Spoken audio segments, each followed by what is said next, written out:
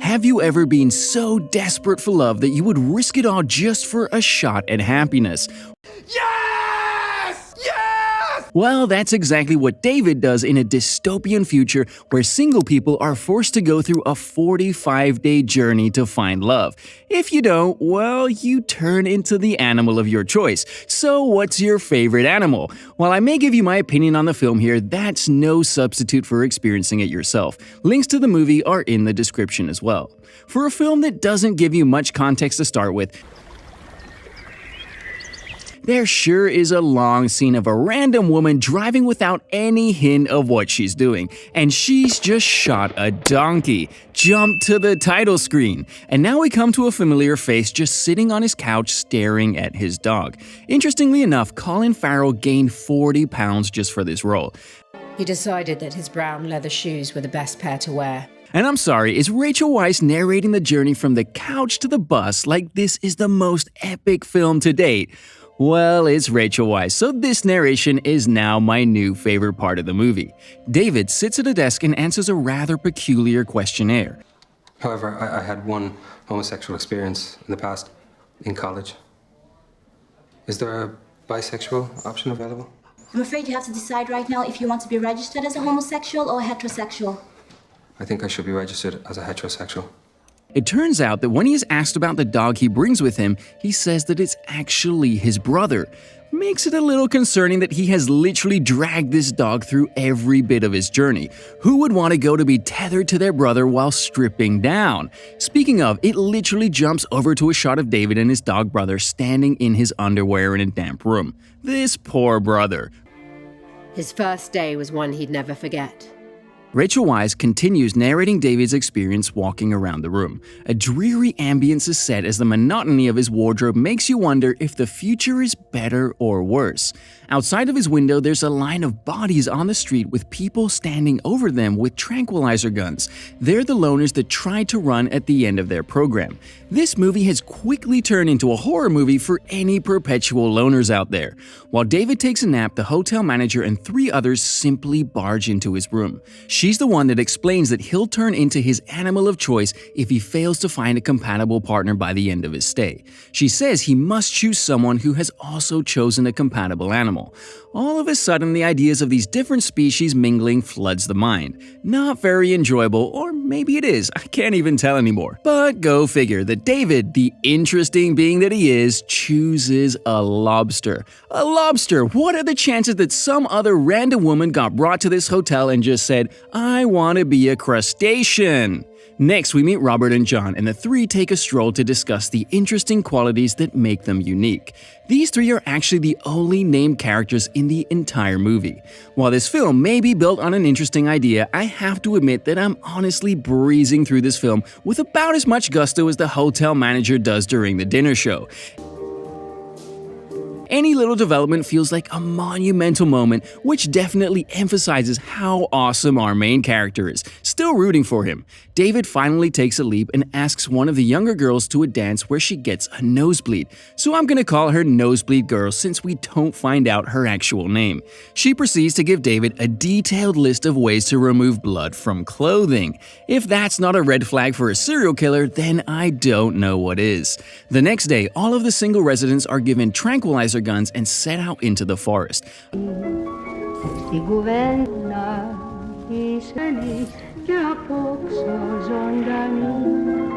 A slow montage of them shooting and hunting down loner runners shows you how the people came to be lined up in the beginning of the film. As they're hunting the people, you see animals run away from them as well. Are these real animals? Are these loners that ran out of time? Are there any real animals left in the area?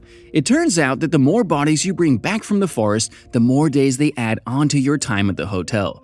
David has not been able to bring any bodies in, and he seems to be a little hesitant towards the whole process.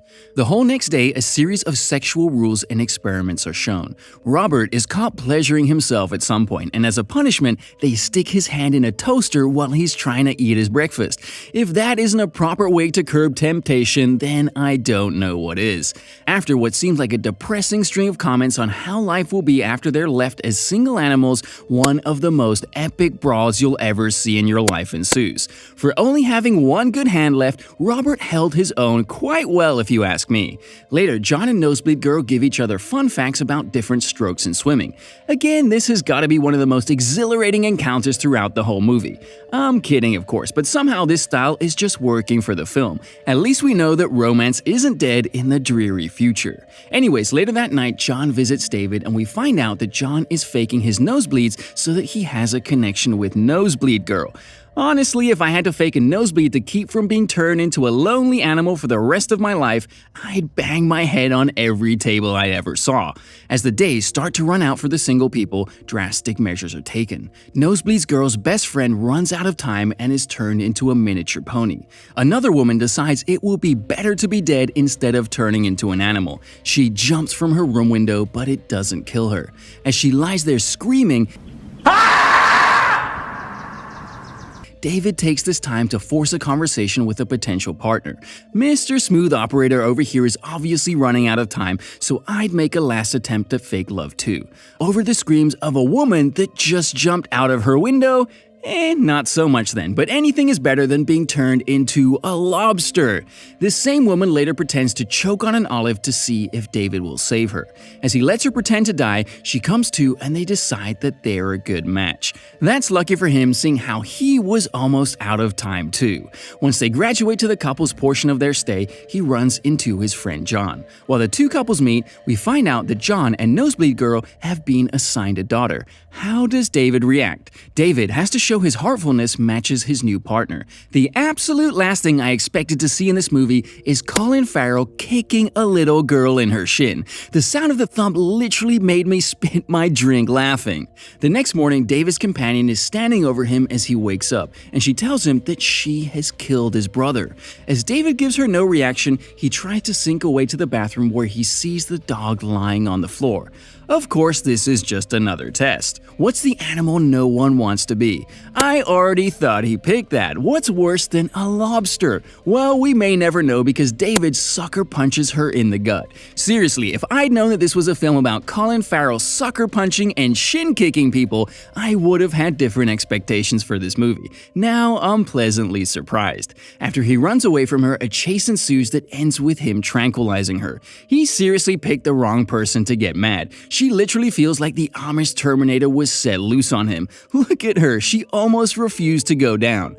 With the help of the housekeeper, he takes his partner to the room where they turn people into animals, and he turns her into an animal. Why is the housekeeper helping him? I don't know, what animal did he turn her into?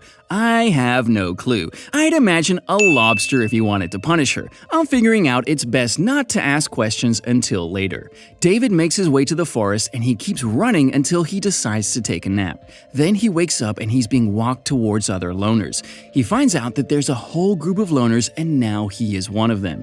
Enter Rachel Weisz. The woman who has been narrating throughout is finally here, and it turns out it's against the loner rules for them to flirt. David just can't win in either world. Now, Robert stumbles upon David while he's out hunting for loners with his tranquilizer. I laughed here too because the intensity of the music mixed with John C. Reilly's face, who wouldn't laugh? David tries to explain his side of things for what happened with his partner that killed his brother. This keeps him talking long enough for Rachel Weisz to come sneaking up behind Robert and shiv him behind his knee. You just feel bad for Robert at this point. Now, David, Rachel, and two others are dressed in business attire and walking throughout the city as though nothing has happened. As they shop for supplies for the camp, David witnesses the police questioning a random civilian about whether she's a loner. It was nice to see a bit of the real world in this seemingly isolated world. After their trip to the city, David realizes that he has a lot in common with Rachel's character. While flirting is prohibited, the two continue with friendly conversation that helps connect the two. The loners set out to the hotel to infiltrate specific people in their rooms. David takes John and Nosebleed Girl. What? Is he gonna kick their daughter in the shin again? When he confronts the couple, he tells John's partner that he's been lying about the nosebleeds the whole time. He explains that the two of them really aren't compatible. And who's listening this whole time? Oh yeah, the same daughter who probably has a permanent limp now. And what does she do? She didn't forget about him, and she's out for blood. As this is going on, Rachel and the two people who run the loner camp break into the manager's bedroom and put her husband to the test. They give him a gun and tell him to shoot the manager if he could live without her. Obviously, without hesitation, he pulls the trigger only to find out that it's empty. Why did they risk everything to prove a point? Again, I just shouldn't ask about this film. As a celebration, everyone listens to their CD Walkman and vibes to techno music, obviously. This is my kind of party for sure. As a way to see if he and Rachel are a true match, David performs a synchronization exercise that allows them to dance together and eventually kiss. Clearly against the rules, so we all know where this is headed. Also, the song that they use here is Where the Wild Roses Grow by Nick Cave and the Bad Seeds featuring Kylie Minogue. The two of them become so close and infatuated with each other that they end up losing their restraint in front of the leaders. There's no way they didn't realize what they were doing. There's only so many people that they can't do that in front of, and they just went ahead and did it in front of the two they shouldn't. The two of them decide to make a break for the city during the hunt the following day. Soon after, we realize that the narration has been read to us from Rachel's journal this whole time. Once the leader finds it, she makes David dig his own grave. This leader woman is slowly becoming the best subtle villain I've seen in a while. The leader of the pack takes Rachel to a doctor to get eye surgery done so she'll no longer be short-sighted. She instead makes it so that she's blind completely. The big reveal for the twist is literally just 2 words too. Could this film be any drier in its presentation?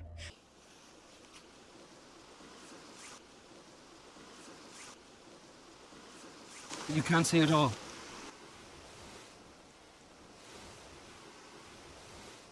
After a touching conversation where she tells David the truth about her eyes, they go through some trial and error for things they have in common, and he tries to help her get some of her senses well enough to survive. He tries to kiss her, but she denies him now to follow the rules. It's a little late to follow the rules. You're literally already blind. But David, being the smooth operator he is, comes up with a plan. David leaves the tribe leader in the grave she makes him dig, and he and Rachel stumble out of the forest. While the two of them are sitting at a diner, David takes a steak knife into the bathroom and plans to make himself blind just like Rachel's character. Watching David hold a steak knife to his eye for that long set anxiety all through my body.